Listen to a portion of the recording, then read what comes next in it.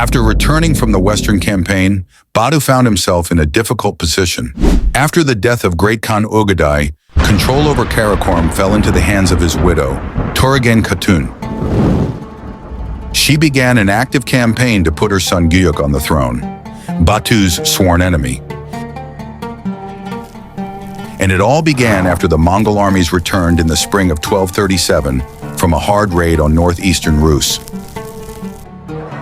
Khan Batu gathered all the Chinggisids who took part in the campaign, and just as he raised the cup, he was interrupted by Buri, already drunk on kumis, who jumped forward and shouted, "How dare Batu drink before us, trying to make himself our equal? He should be ground under our heel like a bearded woman." Güyük immediately supported him. "Let's chop firewood on the chests of these so-called warriors. Let's tie wooden tails to them." For a Mongol, it was the greatest insult, to be called a woman and given a tail.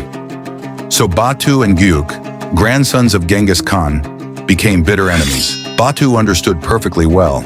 If he returned to Karakorum now, he would most likely be executed.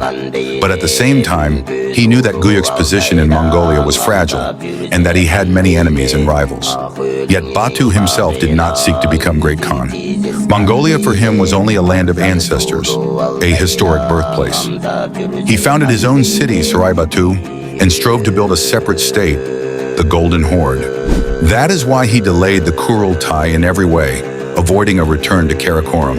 Töregene tried right after her husband's death to hold a Kurultai in Karakorum and proclaim Güyük as Great Khan, but Batu and all the Yakuts refused to attend. The sons of Tolui, who controlled most of the Mongol army, also did not come. Even the Chagatai clan did not support Güyük. Now seeking to weaken Batu, her son's fiercest rival, Töregene summoned the Grand Prince Yaroslav to Karakorum and poisoned him.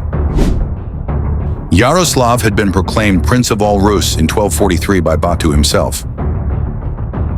He paid tribute to the Golden Horde and provided Batu with troops for the inevitable struggle against Güyük.